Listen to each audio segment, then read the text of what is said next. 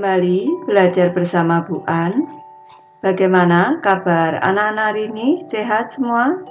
Semoga hari ini anak-anak tetap sehat dan juga semangat dalam belajar.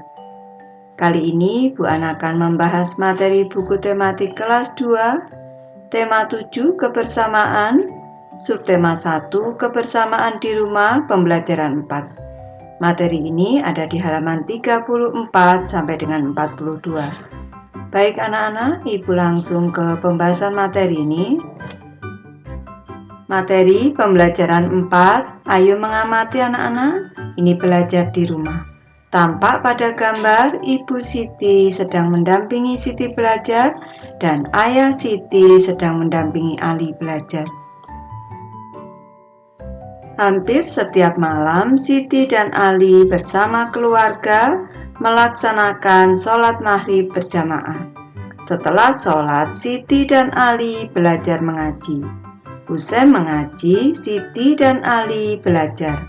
Ibu mengajari Siti mengerjakan tugas sekolah. Ayah mengajari Ali mengerjakan tugas sekolah. Ayo berlatih anak-anak. Ayo cari tahu kebersamaan setiap keluarga dalam menjalankan agamanya masing-masing. Kegiatan keagamaan bersama keluarga. Tampak pada gambar di sini Siti mengaji bersama keluarga. Di gambar selanjutnya ada Edo yang sedang beribadah bersama keluarga di gereja. Dan selanjutnya di sini ada gambar Beni beribadah bersama keluarga di gereja. Kita lanjutkan anak-anak, tampak pada gambar di sini Dayu beribadah bersama keluarga di pura. Dan di sebelah kanan ada gambar Lina beribadah bersama keluarga di wihara. Kita lanjutkan anak-anak, tampak pada gambar Lani beribadah bersama keluarga di kelenteng. Baik, Ibu memberi tambahan materi anak-anak. Ada 6 agama yang diakui di Indonesia. Ini ada 6 agama di Indonesia dan tempat ibadahnya. Yang ke-1, agama Islam, tempat ibadahnya adalah masjid. Yang kedua, agama Kristen Protestan, tempat ibadahnya adalah gereja. Ketiga, agama Katolik, tempat ibadahnya gereja. Keempat, agama Hindu, tempat ibadahnya pura. Kelima, agama Buddha, tempat ibadahnya wihara. Dan keenam, agama Konghucu, tempat ibadahnya kelenteng. Baik anak-anak, Ibu jelaskan satu persatu dimulai dari yang pertama, agama Islam. Tempat ibadahnya adalah masjid, kitab sucinya Al-Quran, dan hari rayanya adalah Idul Fitri dan Idul Adha. Nanti anak-anak bisa menyebutkan hari raya yang lain ini. Yang kedua adalah agama Kristen Protestan. Tempat ibadahnya adalah gereja, kitab sucinya Alkitab, dan hari rayanya adalah Natal dan Paskah. Yang ketiga, agama Katolik. Tempat ibadahnya adalah gereja, kitab sucinya Alkitab, dan hari rayanya Natal dan Paskah. Yang keempat, agama Hindu. Tempat ibadahnya adalah pura. Kitab sucinya Weda dan hari rayanya adalah Nyepi, Galungan, dan Kuningan. Yang kelima, agama Buddha anak-anak. Tempat ibadahnya wihara, kitab sucinya Tripitaka, dan hari rayanya adalah Waisak dan Katina. Yang keenam adalah agama Konghucu. Tempat ibadahnya adalah kelenteng, kitab sucinya Wujing, dan hari rayanya adalah Tahun Baru Imlek dan Cap Gomeh. Berdasarkan gambar tersebut, tulislah kegiatan keagamaan Siti dan teman-temannya.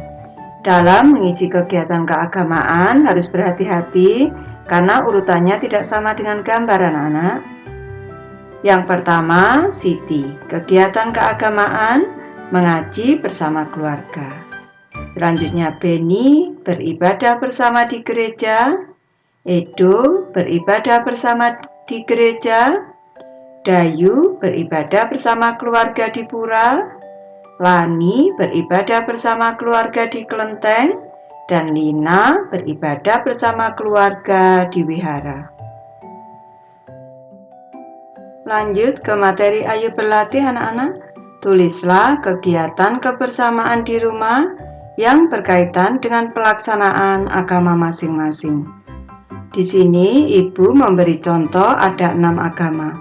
Dan anak-anak cukup menulis 1 sesuai dengan agama yang dianut anak-anak.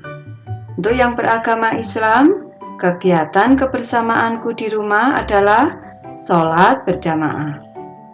Untuk yang beragama Kristen Protestan, kegiatan kebersamaanku di rumah adalah berdoa dan membaca Alkitab bersama keluarga. Lanjut, untuk yang beragama Katolik, kegiatan kebersamaanku di rumah adalah melaksanakan doa harian bersama keluarga. Selanjutnya, untuk yang beragama Hindu, kegiatan kebersamaanku di rumah adalah melaksanakan ibadah keluarga pada Hari Raya Nyepi. Selanjutnya, yang beragama Buddha, kegiatan kebersamaanku di rumah adalah merayakan Hari Raya Waisak bersama keluarga. Dan untuk yang beragama Konghucu, kegiatan kebersamaanku di rumah adalah merayakan Tahun Baru Imlek bersama keluarga. Ayo berdiskusi anak-anak. Bagaimana sikapmu terhadap teman yang memiliki kegiatan keagamaan berbeda di rumah bersama keluarga? Di sini Bu memberi contoh. Sikapku terhadap teman yang memiliki kegiatan keagamaan berbeda di rumah bersama keluarga adalah saling menghormati dan tetap menjaga kerukunan dalam keberagaman agama yang ada dalam masyarakat. Siti mengerjakan tugas sekolah. Siti menulis ulang cerita dongeng yang diceritakan ibu guru. Siti menulis ulang dongeng dengan bahasa sendiri. Ayo menulis anak-anak. Tulislah kembali dongeng kecerdikan membawa kebaikan dengan bahasamu sendiri. Baik anak-anak, di sini ibu memberi contoh saja. Nanti anak-anak bisa membuat sendiri, tidak harus sama dengan ibu. Kecerdikan membawa kebaikan. Di sebuah gurun pasir hiduplah ular dan tikus pasir. Ular ingin sekali memangsa tikus karena kelaparan. Tetapi tikus berusaha agar ular membatalkan niatnya itu. Ular merasa tidak senang saat melihat tikus makan dan mengancam akan memakannya. Tikus tidak takut dengan ancaman ular dan meminta ular untuk bekerja mencari makan jika lapar. Akhirnya, ular kembali ke sarangnya dengan perut lapar. Waktu terus berjalan. Ular belum juga mendapat makanan. Ular berusaha mendatangi tikus saat tikus sedang tertidur pulas. Ular akan memangsa tikus.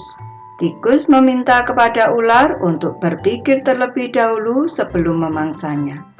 Tikus berhasil menyadarkan ular.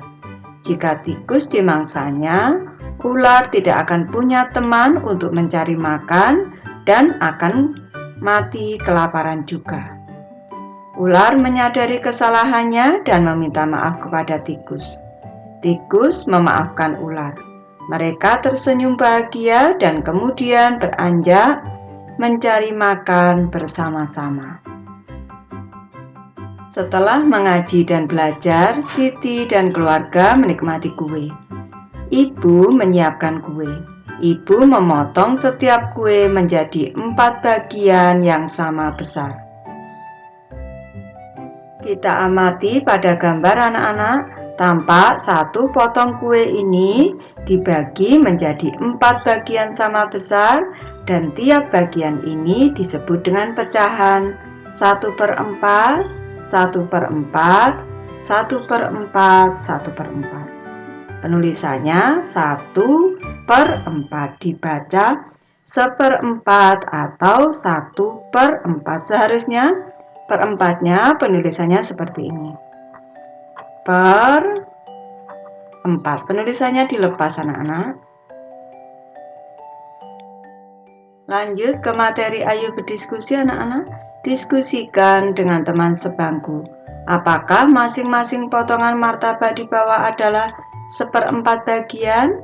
Tuliskan hasil diskusimu. Baik, tampak pada gambar di sini anak-anak. Ini martabaknya dibagi menjadi 4, tetapi ukurannya tidak sama besar. Ada yang besar, ada yang kecil. Ini tidak sama. Ini tidak bisa disebut sebagai 1/4 bagian. Di sini ibu memberi contoh hasil diskusi. Masing-masing potongan martabak bukan merupakan 1/4 bagian karena masing-masing potongan tidak sama besar. Lanjut ke materi ayo berlatih anak-anak. Lengkapilah pernyataan di bawah ini dengan jawaban yang tepat.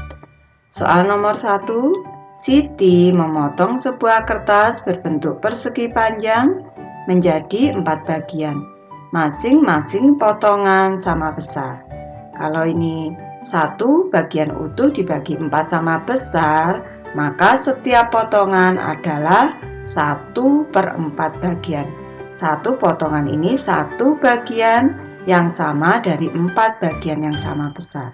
Berarti 1/4. Setiap potongan adalah 1/4 bagian. Soal nomor 2 anak-anak. Siti memiliki sebuah kue lapis. Ia ingin mendapatkan 1/4 bagian. Siti membagi menjadi titik-titik bagian sama besar. 1 kue dibagi 4 bagian sama besar, ini 1 bagian disebut dengan 1/4. Siti berarti membagi 4 bagian sama besar. Di sini menjadi 4 bagian sama besar. Soal ketiga. Perhatikan gambar kertas berikut. Kertas di samping diberi 4 warna berbeda. Masing-masing warna luasnya sama. Di sini keempatnya ini luasnya sama anak-anak. Luas warna biru adalah di sini adalah 1/4 bagian. Ibu tulis di sini. Luas warna merah di sini adalah 1/4 bagian. Luas warna hijau di sini adalah 1/4 bagian. Luas warna kuning di sini adalah 1/4 bagian. Ibu lanjutkan yang keempat. Siti menggunting kertas berbentuk daerah lingkaran. Kemudian ia mengguntingnya lagi, sehingga menjadi bentuk seperti pada gambar di samping.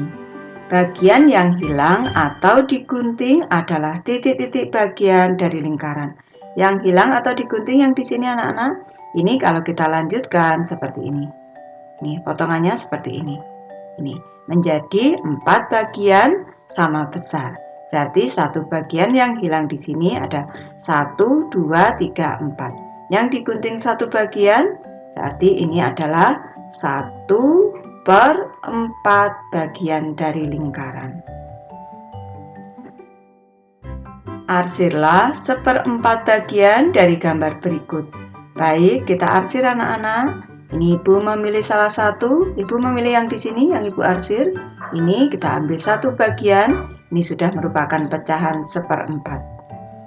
Selanjutnya yang kedua, ibu ambil yang tengah di sini.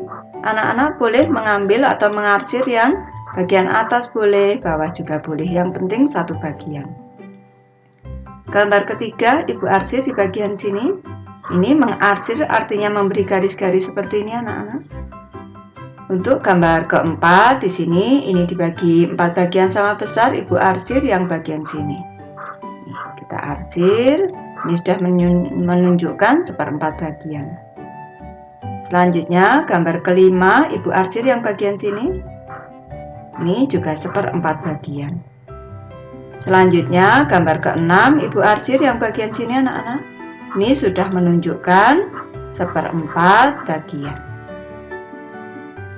Kegiatan bersama orang tua.